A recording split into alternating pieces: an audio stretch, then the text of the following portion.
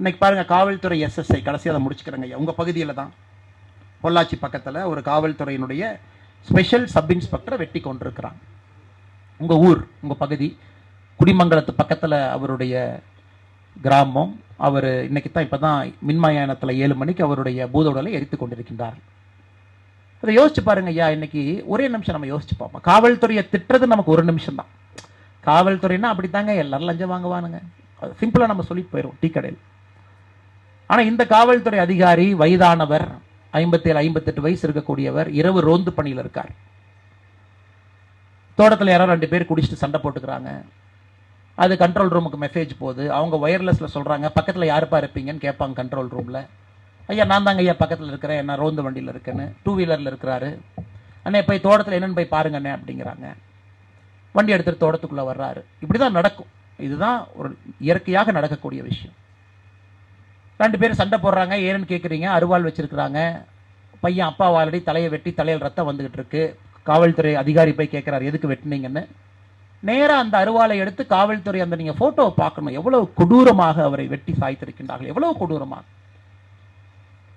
அவர் அப்படியே கண்டந்துடமா இங்கெல்லாம் வெட்டி அவர் அங்கேயே உயிர் பிரிஞ்சிருச்சு. ஏன்னா அந்த வயதிற்கு திரும்பி ஓடக்கூடிய நிலைமையில் அவர் இல்லை. இது ஏன் நடக்குதுன்னு நமக்கு பார்ப்போம். இது காவல்துறை அதிகாரி இறந்துட்டாங்க. நம்முடைய மாண்புமிகு முதலமைச்சர் ஐயா 30 லட்சம் ரூபாய் நிவாரணம் கொடுத்துட்டாங்க. உடலை எரித்தாச்சு. நம்மளாம் வீட்டுக்கு போய் ஆறுதல் சொல்லியாச்சு, எல்லாம் பேசியாச்சு, கிளம்பியாச்சு. பட் அந்த வீட்டில் மனைவி இருப்பாங்க, அவங்களுடைய குழந்தைகள் இருப்பாங்க, அவங்க அப்படியே தாங்க இருப்பாங்க. இதுக்கு அடிப்படை காரணம் பாருங்க, நீங்கள் இந்தியாவை தவிர எங்கே போனாலும், ஐரோப்பிய நாடுகள், அமெரிக்காவில் ஒரு செப்பரேட்டாக ஒரு காவல்துறை பார்க்க மாட்டேங்க. தேர் ஆல்வேஸ் பீன் பட்டி. ஒருத்தர் கூட இன்னொருத்தர் இருப்பார். ஒருத்தர் தனியாக எங்கேயுமே வரமாட்டாங்க. 2 பேர் தான் வருவாங்க. பார்க்கில் 2 பேர், ரோந்தல் 2 பேர், நைட் பீட் 2 பேர், மினிமம் 2. கார் ஓட்டுறாங்க 2 பேர்.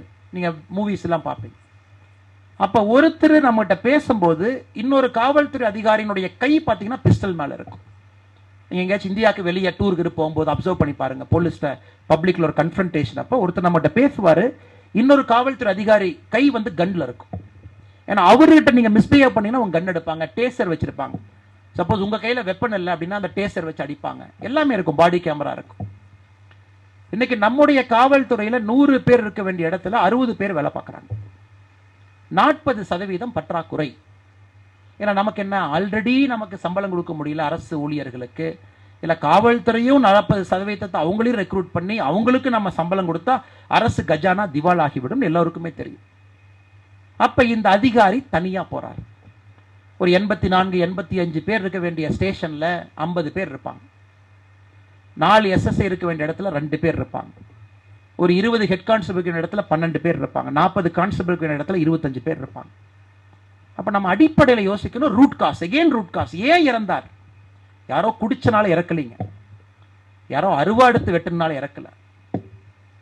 ஏன் இறந்தார்? இதுக்கு ரூட் காஸ் நீங்க போட்டீங்கன்னா, காவல்துறை சிப்பந்திகளுக்கு, அதிகாரிகளுக்கு வசதி வாய்ப்புகள் நாம் ஏற்படுத்தி கொடுக்காதனால அவர் இறந்தார். சிம்பிள்.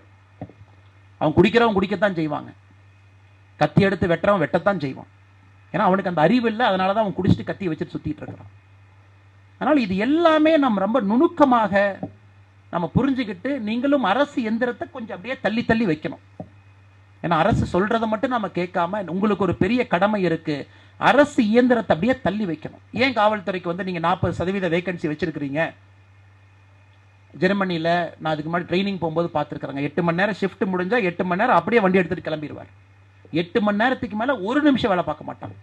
ஆனா இங்கே நம்முடைய காவல்துறை அதிகாரிகள் சிப்பந்திகள் எவ்வளவு நேரங்க? 15 மணி நேரம், 16 மணி நேரம், 17 மணி நேரம், 18 மணி நேரம். அதனால் எல்லா விஷயத்தையும் கூட அடிப்படை என்ன அப்படிங்கிறத நம்ம புரிஞ்சுக்கிட்டு, அந்த அரசியலை நோக்கி நீங்க எல்லா அரசியல் கட்சிகளையும் நகர்த்தி, அந்த அரசியலை நோக்கி எல்லா அரசியல் தலைவர்கள், உங்க எம்பி, எம்எல்ஏ, கவுன்சிலர், பஞ்சாயத்து தலைவர், அதை நோக்கி நீங்க நகர்த்த ஆரம்பிச்சீங்கன்னா ஒரு ஆரோக்கியமான சமுதாயம் நம்ம கட்டாயமாக பிறக்கும். நம்முடைய காலகட்டத்தில் நம் கண் முன்னாடி நாம் அதை பார்ப்போம். அதனால் அந்த உயிர் பிரிந்த, நம்மை விட்டு பிரிந்திருக்கக்கூடிய அந்த ஸ்பெஷல் சப் இன்ஸ்பெக்டர் அவர்களுக்கும் என்னுடைய நெஞ்சார்ந்த அஞ்சலி இந்த நேரத்தில் நான் உங்கள் ஊருக்கு, உங்கள் மண்ணுக்கு வந்திருக்கின்ற காரணத்தினால அவருக்கும் இந்த நேரத்தில் செலுத்தி, காரணம் நமக்காக பாடுபட்டவர்.